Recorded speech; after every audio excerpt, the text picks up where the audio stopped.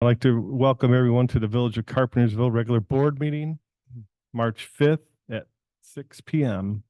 Please call a roll. Trustee Frost, Present. trustee Malone, Here. trustee Garcia, Here. trustee Sandoval, Present. trustee Abbott, Here. trustee Richardson, Here. President Skillman. Here, please stand for pledge allegiance. I pledge allegiance to the flag of the United States of America and to the republic for which it stands, one nation, under God, indivisible, with liberty and justice for all. Thank you.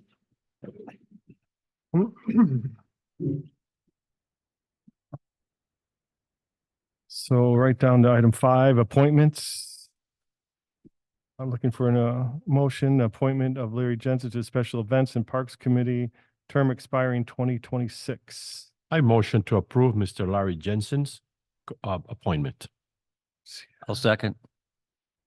We have a motion by trustee Garcia, second by trustee Abbott. Roll call, please. Trustee Malone, Yes. trustee Garcia, Yes. trustee Sandoval, Yes. trustee Abbott, Yes. trustee Richardson, Yes. trustee Frost, Yes. President Skillman. Yes, motion carries. Thank you of the appointment. Next item, public comment. We have Chris Caius with a King County update. Thank you. Good evening, President Skillman and trustees, Mr. Manager, sir. Good evening. Chris Caius, King County Board Member and President of Forest Preserve. Just a quick update. It's not really a lot of excitement in developments this week, or since I was last on the meeting. It seems like it's been quite a while. But one of the things that did happen, you may have heard, we had some activity down, some excitement for a great deal of interest in the sanctuary county topic, and we had individuals that were that came down to our meeting to talk to us and did public comment with us that were under the impression that we were considering being a sanctuary county, and we have not taken that up as a board. Even though I guess Bruce Rauner declared the state a sanctuary state back in 2017, but we as a county have not discussed that and really have of the opinion that we really don't have any weight in the sanctuary status of being a sanctuary county as far as housing or anything like I think what the individual that came to talk to us about. So if you have any questions, you can ask me later. It can be kind of an involved topic, but as of yet, we haven't taken up the topic other than to discuss preliminarily some sort of a statement. And that's still under discussion. As far as the county clerk is concerned, which is the county, as you know, the voting is expanded, and we have new voting machines as of yesterday, November 4th, to the fire station. And I think that's about it. We do, will mention, if I didn't mention it last time, that we have adopted a flexible election day polling so that you can vote at any election site in the county so you don't have to go to necessarily the one here. You can go to any one of them, and you should be able to register. You're a registered voter. You should be able to vote. I think that's it, unless you have any questions. Thank you for allowing me to speak. Yes, sir. Jeff? Apparently there was a vote for our the solar thing down on Huntley. Mm-hmm. Can you give me a little insight on that and how the vote went? Well, there was a lot of discussion. We reopened it. It passed the first submission and discussing, sent it back to the Board of Appeals, and they had one vote against it, and it was voted down by the board. So there is no, as far as zoning at this point is concerned, it's not going to be zoned for solar. Even though it's an F1 district, it's farming, and solar is allowed in F1, but only if it's really, if it has if there's an effect on the area, an adverse effect on the area, and that's what the county board voted for. Mind if I ask you how you voted on that? I voted for it. You voted for I'm a it? proponent of solar. Gotcha. Yeah, Thank you for that. sure. Okay, thank you. If I may, President Skillman, you said as of yesterday, November 4th, you meant March 4th? For the Oh, did I? voting machines. Yes, sir. Just checking. I don't want to be. I did. It's been a long week. It's only Tuesday. Gotcha. Or yes. Oh, as of yes, March March, 4th. Thank you, sir. You're welcome. Station 90, Station 93.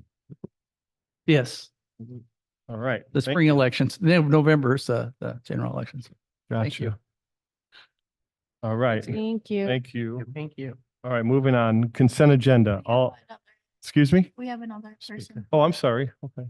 We have a Matt Kreider with a run for Longmeadow.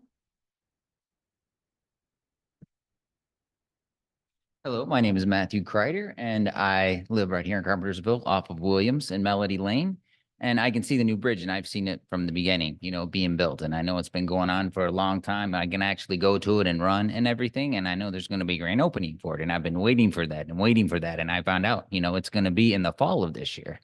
And I looked at other events going on and there's not really anything going on around that time. So I was thinking about creating a charity event or something for a lot of sponsors who want to get involved, you know, for the area, because it could be really big. It's a beautiful road. I'm sure people have seen it over there when you're driving by and it's just the scenery is beautiful. And it's just something I think could really raise a lot of money for people around and other sponsors that want to be involved in that. And so, yeah, it's, you know, my plan right now, and it's just kind of in the start. And I just wanted, you know, to bring that up and see how everybody thought about that.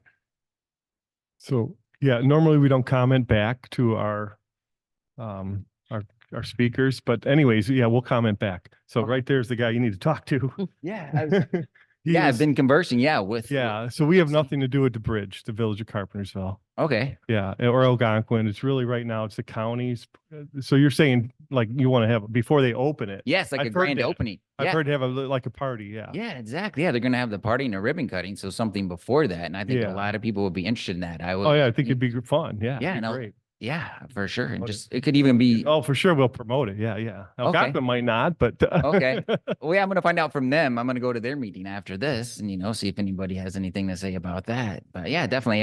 I met the builder one time when I was going for a run because I can get up there. It's half a mile from my house.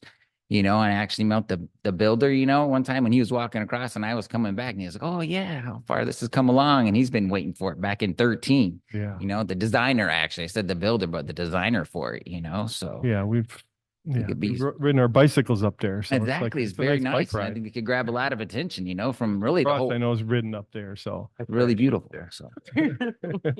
All right. So, First yeah, class. definitely got to work with Mr. Caius. That's actually his area. Okay, yeah, so that's who I came across. He was coming by my house, you know, one day, you know, it was actually right before voting in 22, you know, and that's when I had talked to him about it. And yeah, just been waiting, didn't know when it was going to be finished. And it's been on wait for so long, you know, Right. a lot of people don't even realize it's there. And the there's no community. toll, did he tell you? No toll. Yeah, that's what's going to be big too for the area, you know, and Yeah. it just could be something. It's a small Excitement. section. Yeah, Yeah. I think it'll really be a nice event for, you know, the whole community and thinking that's what I'm, you know, trying to.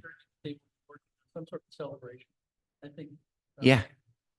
Trying in many communities and whatever organization is possible. and make Yeah, it we're in. kind of fun thing. We'll be in on our half, Exactly. No weather. on our half. Yeah, exactly. Our It just. quarter or whatever it is. Yeah. And the time of year, I mean, at first I'd heard when they were, because it was, used to be a lot of lead in the ground because there was a gun range there. Yeah. And I was talking to the gentleman that was in control of the trucks carrying that away. All these police and he said- officers shooting there. Okay, yeah, a lot of guns used to be there and there's a lot of lead in the ground. And so they had to carry that away. And he said it could have been 25, you know, when I was talking to the project manager there. But now it's moved up to the fall and that would just make it even more dynamic for the scenery and everything. If you just drive to the hills, I mean, it could really grab a lot of attention, I think, you know, for a lot of people. Yeah. That's what good I, idea. you know, for the Good- community. Yeah. So- We like it. Okay, great. So- Glad to hear that. Yeah. Keep All us informed. I will. I Stand- definitely stand will. by. Thank you. Yeah, that? stand by on that. and Yeah. we'll, With the opening. There'll be more Who coming. knows with the Okay. county. Yeah. Definitely. This year for sure. They let the contracts out yet? Oh, they did. Okay. Yeah. Give me your card. Sure. Yeah. If you don't mind. You can hang on until we adjourn. We'll get together and we Oh, can. well, for sure. Yes, for sure. Definitely. All right. Thank you. All right. Thank you. Thank you. Thank you, Matt. Oh, he might have to go to another meeting tonight, I think. Oh, do you?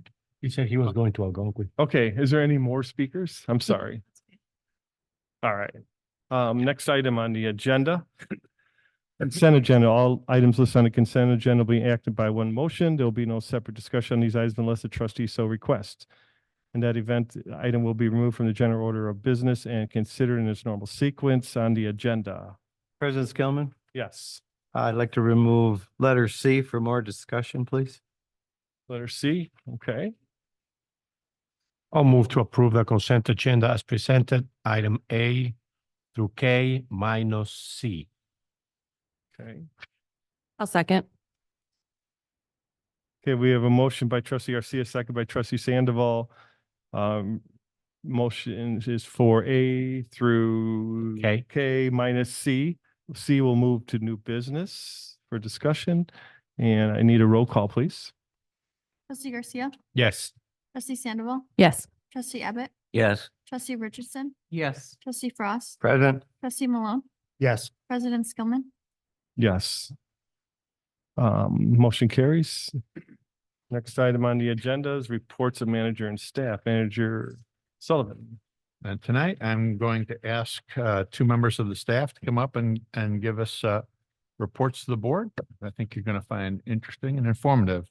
First, we'll ask Shane Johnson from the Finance Department to come up and give you a presentation based on what was presented at the Audit and Finance Committee meeting. I think you'll find it illuminating. Good evening, Village Board, President Skillman. Most of you were at the attendance of the Audit and Finance Commission meeting, but we just wanted to go over everything that we covered at that meeting. First off, let's see, turn this on. So the first thing we discussed was establishing the 2024 regular meeting dates for February 26th, which we had last week, April 29th. June 24th, August 26th, and October 28th. I sent everyone calendar invites a few minutes ago, so you should have all those on your calendar. And then we also talked about having some special or ad hoc meetings to discuss the FY 2025 budget. And we can kind of determine what that looks like in those dates as we get closer to the budget discussion. We then talked about the audit status. We had Jim Savio, who's the partner with Sikich, attend the meeting and gave a kind of a high overview of the audit process, what their firm involvement is, what staff's role is in the audit. So they came out on January 25th and did their preliminary field work. Where they went through internal controls, they looked at confirmations and contract review, and then they sent out the SAS 99 interviews, which the board should have received. Final field work is scheduled for April 15th through the 26th, and that's where this detailed testing of our trial balance will take place. And it's a 2-week engagement. So we also talked about that Sikich is in the final year of their 5-year contract that was approved in 2020 for the fiscal years of 2019 through 2023. So at the conclusion of this audit, staff will most likely issue an RFQ and bring that to the board for approval of another contract for audit services. Next, we talked about the budget, FY 2024 budget document. So that is in the final phases of being completed by the end of March. And this is the GFOA budget award program that the village does each year to get the GFOA award. I'll probably be reaching out to everyone to see if they want a hard copy printed or if they prefer the electronic copy. So stay tuned in the next couple of weeks for that. Next, we talked about the exciting Riverfront Park project. I don't want to steal Ben's thunder on this one, so we just went over the budget and the cost, but he'll touch on that in a little bit. Let's see. And then next, we talked about the Police and Fire Pension Fund actuarial funding method for the unfunded liabilities. So this one was probably the most significant one we talked about. So both pension funds, the police and fire pension funds, both approved to implement what's called a layering funding approach at their meetings. Police did it on January 16th and fire did it on February 13th. And what this does is A layering approach takes the current unfunded liabilities of each pension fund. And currently, the most recent data we have, the police unfunded liability is around 29 to 34 million, and the fire is around 10.8 million. So 40 to 45 million is our unfunded liability. We're on pace to pay that off by 2040 at 100%. The state law currently is 90% funded by 2040. So we're doing better than the state law. What layering does is layering takes the current unfunded liability, so the 30 million and 10 million, let's call it, and puts that on its own specific payoff period by 2040. So we're addressing the elephant in the room, the current unfunded liability. And then each year that we go into the future, any unfunded liability that arises will be on its own specific 15-year payoff period. So what that does is that allows some of the unfunded liability in the future to progress further into the future and not, because kind of how it works right now is, so next year, if there was unfunded liability, that would get included into the total unfunded liability currently. So as you get closer to 2040, if there's bad investment years, et cetera, that gets really hard to pay off as you approach 2040. The village's contribution would kind of spike up. So that would be not manageable for the village as we got closer to that date. So what this allows us to do is address the current unfunded liabilities kind of now and pay that off by 2040, and then allows us to have more of a stable and steady, manageable approach going forward. So that was awesome. That's a lot of villages and pension funds have been doing that. So that is something that we wanted to bring to our pension funds, and they both were very receptive to that. What else? So layering, the good part about it is it brings a funding policy that the village and pension funds can control. It shows transparency. So each unfunded liability gets its own defined payoff period. So it kind of breaks out each year instead of just adding to the total as we move in the future. We're still targeting the 100% funding target. And then another benefit is this will help to hopefully improve the village's overall bond rating. So we've met with some regulators and rating agencies, and the unfunded liability really is under a microscope with the rating agencies. And so that kind of drags down when they're looking at the village as an overall entity, that we have these significant liabilities in the future that we need to fund. So this is kind of step one to bringing some transparency. Hey, we have a game plan to address this. So that was another factor. And then I guess step two of that is we are looking at some strategies of bringing this to the village board for approval, kind of like what the police and fire pension did. So we're still kicking that around, but potentially a resolution kind of just formally acknowledging that from the village board that we are going to be on this layering funding policy. And that happens each year with the actuarial report. Lauterbach and Amon does the police, Foster and Foster does the fire. So they'll be directed now to do this layering in their annual report.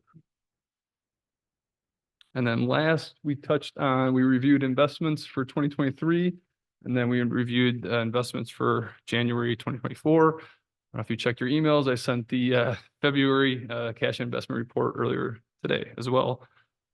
December 31, 2023, our total cash and investments was 61.3 million, and interest income earned for the year was just over 2.2 million. So very good year. That's the good side of the high rates that on loans and autos and mortgages. Interest rates are also higher on investments. So our portfolio did pretty well for 2023. However, there's been talk of interest rate cuts for a while in 24. So I'm kind of monitoring that closely. And then for January 2024, total cash and investments, 61 million, and interest income earned last month was, or 2 months ago, was 400,000. So that is what we covered at the Audit and Finance Commission meeting. Questions on any of that? February's audit and finance? Yes, sir. Director Johnson, the blending, how does that work if there's a positive year? Obviously, I understand how that works with the carry forward of the liability of pay down, but how does that work with a positive investment year? Same way, so that any surplus, I kept talking about unfunded liabilities, but there are years where there's a surplus. So yes, the surplus would also get extended out and kind of work to our benefit in that same way. Thank you. Yes. So the financial reports of balance sheets that you provided to the trustees, this is going to be more on a regular basis, it's kind of a new feature for us here. And what's the frequency at which the trustees will now have a snapshot of our financial condition? Yeah, so the state of the treasury cash and investment report will be monthly. And then I also sent the January expense review monthly report. So the plan is to do the general fund and the water and sewer fund on a monthly basis, and then do all funds on a quarterly basis. Just to save me some work on compiling all that. It's kind of a manual process, but we can change that if you'd like, or if you want to see anything different, open the feedback. You know, if you want to see certain things, happy to include that as we kind of go forward. The idea would be to give you a better picture of our finances on a regular basis rather than finding out rather late in the game. At the end of the year. Yeah. Yeah. Right. Thank you. No, that's great. So with that being said, I don't know if anybody's seen the press releases, the news last night. Governor Pritzker's budget announcement, how he's taking our grocery tax away, a percentage of it, it looks like. And we've been working on it for the past few days, pretty hard. All the staff has been involved with it. Can you kind of give us a little rundown on that, please? Yes, so the governor has proposed to eliminate the grocery tax in the upcoming budget. This was actually done in the last budget year, except the state transferred the money to the local government, so there was no impact to the local governments. So anyone buying groceries wasn't paying the tax over the last year, but going forward in this year, the state is not going to make that transfer over to the government. So we would have loss of revenue based on the current proposal. So I was asked to kind of estimate what that loss of revenue would be. That was a tough one because based on the data and detail we get from the state, it's not super detailed of how much is exactly groceries at each retailer. So I reached out to the state and have a contact there and asked for advice on how best to do this or if they had any information. They did not. I'm assuming they got a lot of these emails from municipalities. But she did recommend to compare the data we do get under our reciprocal agreements for sales tax and home rule. And so doing this kind of high level calculation, I estimated that our loss of revenue would be roughly around 1.5 million based on the proposal. I think the state has this information, or they should, based on what they transferred to each municipality last budget year. So I think they would have this information, you know, probably more detailed and could kind of exactly tell us or get better, you know, closer to that number of what the potential loss of revenue would be for each municipality. So. Yeah. So, This comes under the heading of no free lunch. right, no, 1.5 million. So, there's a possibility. It's not finalized yet. We talked to our representatives in the area and they're saying they haven't caucused on it yet, our state reps. And, so it's not 100% yet, but we needed to get some numbers out there to everyone. So everybody, you know, has an understanding what the village of Carpentersville is. I think Algonquin was on Fox News this morning or last night, and they said they were about 2 million. It's hard though, because you have, you know, Yeah, so you have Walmart that sells a lot of other things than just groceries, but a lot of groceries, right? So you got to figure those numbers out for just grocery, but yeah, and they have some retailers that are grocery with their code that they report under. Walmart is not one of those. They're a retailer, so exactly, it's hard to estimate how much of their sales are grocery versus everything else they sell, as well as you know, gas stations, little shops that sell some stuff like that. So this is really a high level estimate at this point. yeah, so but I mean, if we have to talk about later in the year about raising some taxes, I mean, we might have to do I don't know, alcohol tax, or there's other things you could do, entertainment, what, you know what I mean? So what other towns are doing already. But we don't have that kind of tax as of yet. But, or they're talking about, like in Algonquin, raising the property tax. You know, that's what's going to happen, the real estate tax. So it's got to happen because we're going to be, you know, we have to pay our police and firemen and our public works and all the employees, right? So we count on that money. It's part of our budget. So I believe last year was sales tax exceeded property tax for the first time in terms of revenue for the village. So it's not insignificant. So President Schimmel, if I may, should it be convenient to tell our residents to contact our state representatives and tell them we are not happy with it? So please reach out to your state representative and tell them, vote against it. okay. Any questions then for Director Johnson? Nobody? Okay, thank Thanks you. very much. Thank you. Thank And our final presentation this evening is by Community Development Director and Assistant Village Manager Ben Mason. I think Shane took most of your time, so you got about 2 minutes. 30 seconds. 3.5 minutes. Kidding. President Skillman, Board of Trustees, good evening. So just wanted to run through a couple of updates with regard to development and some of the projects that have been ongoing. Happy to report that Iron Flats developer is committed to mobilization next week. So they had said that there will be activity on the site starting the week of March 11th and then regularly from there on. So we are just finalizing the list of subcontractors that the developer will be using. And we'll be having a site meeting with the developer and their contractors within the first week or so of them being out on the property, just to have them get introduced to our staff and inspectors and vice versa. But that is a project that will be beginning soon. So next week. Another residential project that is been kind of percolating behind the scenes for the last few months is, and it's a little bit hard to see from this viewpoint, but Habitat for Humanity owns the 20 acres just west of Dundee Crown High School off of Kings Road. So essentially Oxford Drive, as it leads up to the Foxview apartment development, is owned by Habitat for Humanity. They're looking at a brand new residential subdivision, single family homes, around 30 different 30 lots total. This rendering is not necessarily final, but they will have more of a modern design.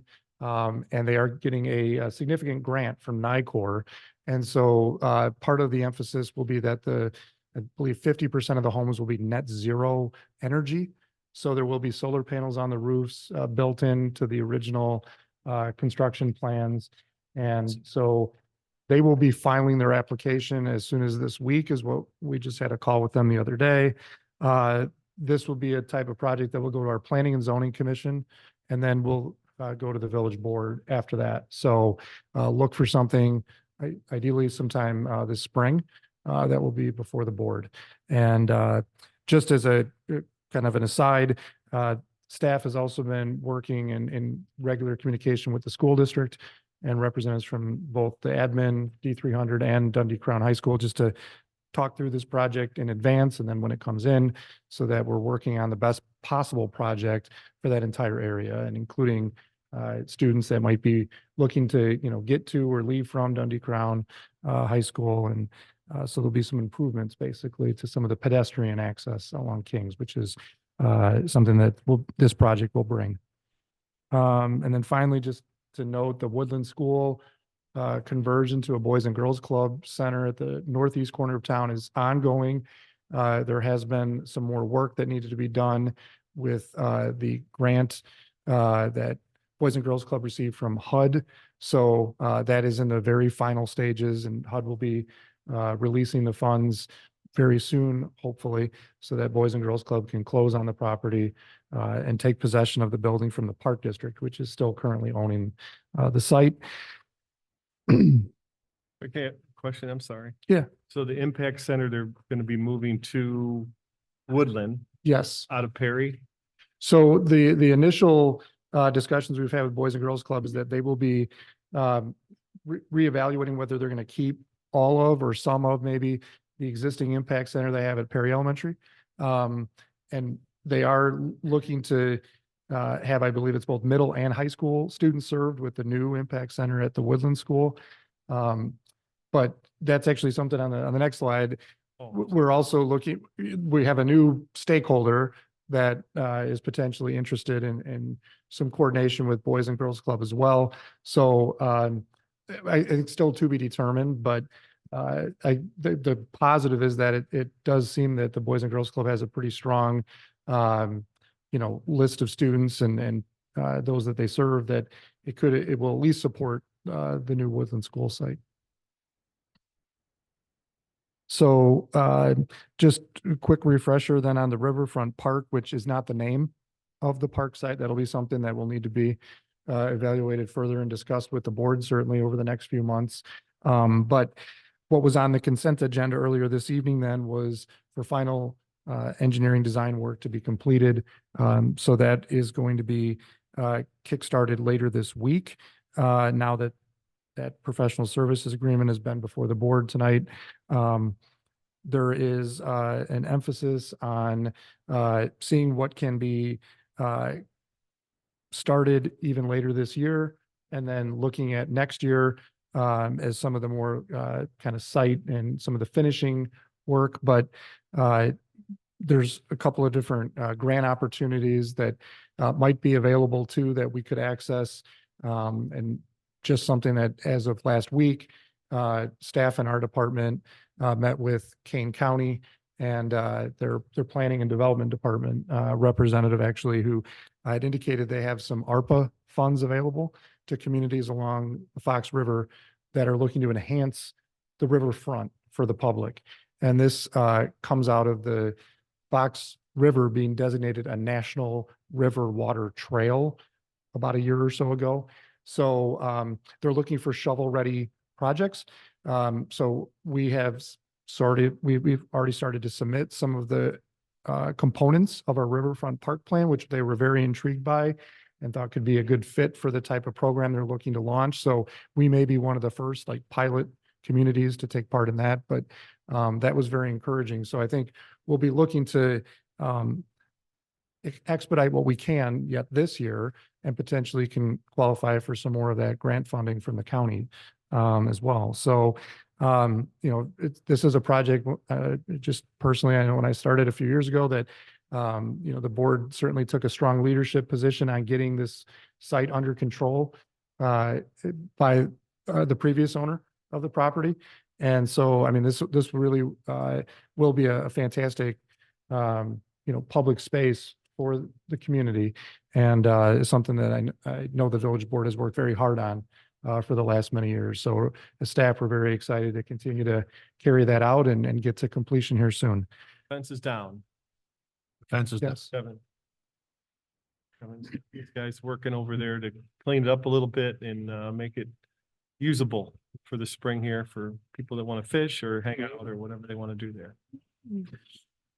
And then just a couple of other notes. There's a apartment developer that's actively looking at a site on Randall Road for some upscale multifamily residential apartment buildings and kind of a larger campus or complex. So actually, as of last week, there were some surveyors out on site doing some surveying, also taking some soil samples. So if anyone may have happened to have driven by, this would actually be the land just north of the old Life Dominic's, which then became Life Storage briefly, and now is Extra Space Storage. So it's still very early in the phase, but there is some just due diligence going on right now with the developer looking at that property. So staff will certainly keep the board abreast of how that transpires, but having discussions with that developer. And then lastly, just wanted to note that Elgin Community College and their president, Dr. Sam, have been in touch with our village. And we actually had a meeting with the president and some of the other key senior staff just 2 weeks ago. And that came on the heels of a previous meeting that the village manager had with their college president. And they have indicated that they are committed to having a physical presence here in Carpentersville, that they've done a lot of evaluation of the student population, those that are attending classes and courses at ECC, as well as a lot of the ESL courses that they offer now through using the Dundee Crown High School building. So we are now in the early stages of looking at what options there could be for Elgin Community College to have a physical presence here in the village as soon as possible, and possibly even by the next school year. So on the topic of the Perry Elementary, where Boys and Girls Club is currently, staff and community development have put Elgin Community College staff in touch with the Boys and Girls Club, so they can start to see where they're operating out of at Perry Elementary, see if there's some maybe opportunity to backfill some of those spaces that Boys and Girls Club might be vacating. It's still kind of early in the process, but it would appear that there's you know, a significant interest and to the extent that there's a ability to coordinate some of the work that we're looking at, trying to, you know, assist with some of the Boys and Girls Club mission of training and you know, introducing students to you know, topics, career paths, to have Elgin Community College here in the village to kind of show that progression of, you know, once your high school years are complete, you know, here's a range of other opportunities that are right at your doorstep. So that's something we're working very hard at as well, and very, very thankful and appreciative of Elgin Community College's interest in being here and their commitment to be here. And so at least in the very, very near term, we're looking to get them into an existing building so they can get started on having a presence here, and then see where that goes from there. Right. So any questions? Any questions? All of them are great news, Ben. You guys keep on going. You guys are doing phenomenal. I mean, I can't stop smiling, dude. This is great. Everything. Forget about the tax thing. This is phenomenal. Thank you for that. Ben. Any questions from this side? No. Okay, Thank you. thank you, thank you. Thank you. Chief Shaver, I lied. Oh, yeah. Chief Shaver, would you update us on the hiring situation? I know you have some good news there.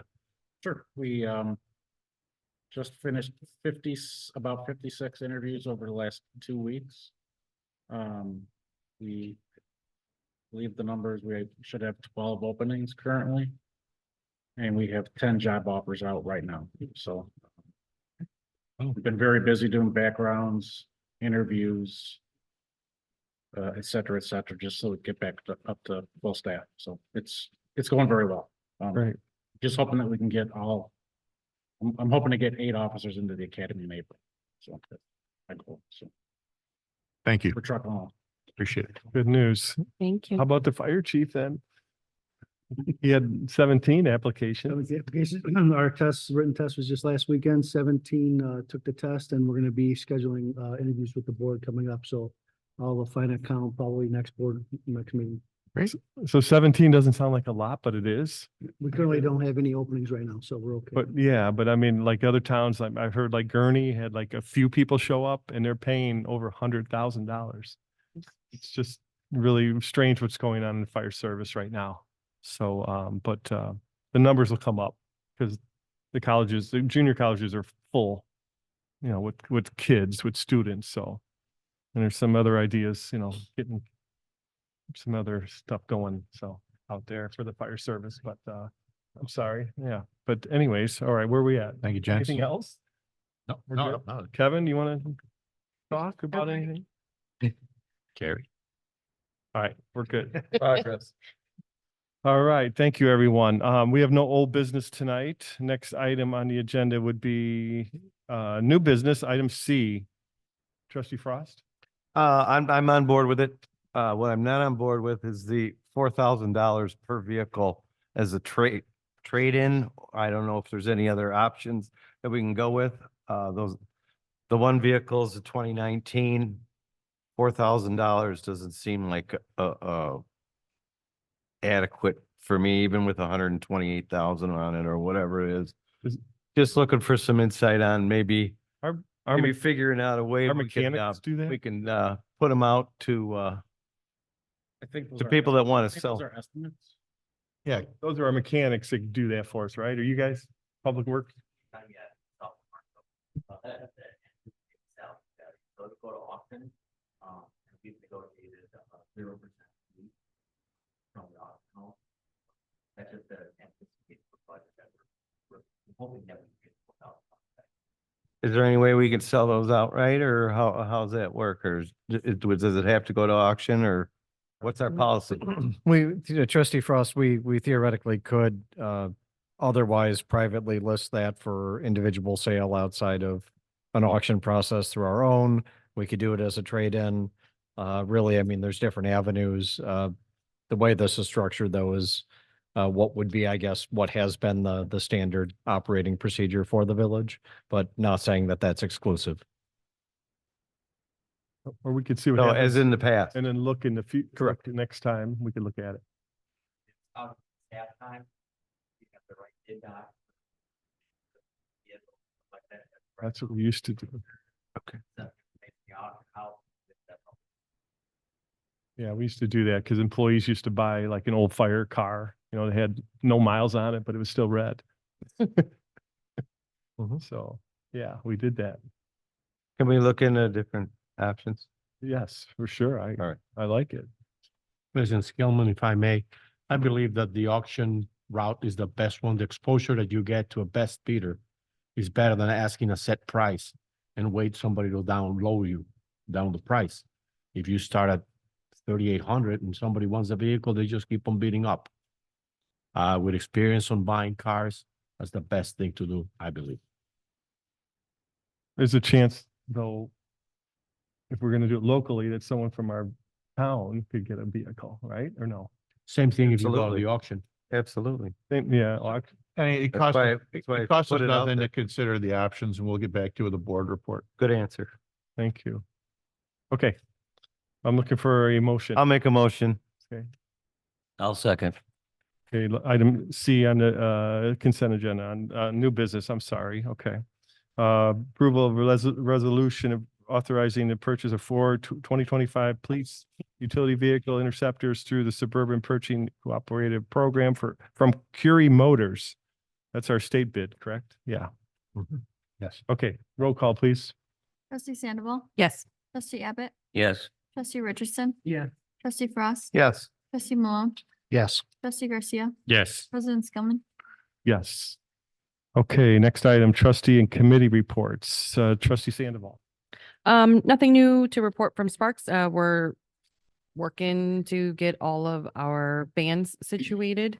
We do have all of our bands hired, kind of. We're working on the contracts for Fiesta Palooza. We're finalizing the music lineup for Fall Fest.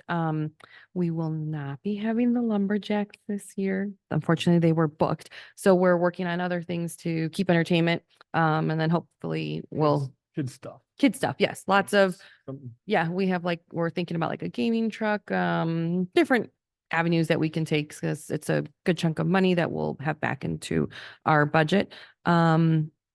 So yeah, just working on that. Our next Sparks meeting is March 20th, 2024 at 6 p.m. at Public Works. If anybody would like to come, we need people. Yeah. Please, if you'd like to volunteer to help Fine. us plan, you don't have to come to every meeting, but yeah, feel free to come to some. We appreciate that. Also volunteers, if you'd like to volunteer for our events, we would appreciate that as well. And my last thing is congrats to all the fire and police award recipients. It was a very nice ceremony. It was very nice to have it together. And yeah, that's it for me. Thank you. Trustee Frost. Trustee Richardson, I'm sorry. I have nothing. Trustee Frost. I wanted to jump on board with Brenda, trustee Sandoval. Great job, girls, for organizing the fire and the police. And it was a lot of work. I'm sure you guys did a fantastic job. It was a great night. First annual, was it? Together. Yeah. Joint. Fantastic. Well, I would keep going with that. That's fantastic. Tanya, you guys did a great job. Thank you. I was driving by the bridge, the old bridge removal over there, wondering if maybe we could do something as a village. Little celebration or a little something out there for what it used to be and what it is and what it's gonna be now. I don't know. So you, Suggestion. so for sure, we saved two of the arches and they'll be part of your riverfront park. Perfect. So we can make a little ceremony if you like, Yeah. when that goes up. That sounds part of that if you like. fantastic. Yeah. Yep. And thank you and great job, Shane and his department and Ben and your department.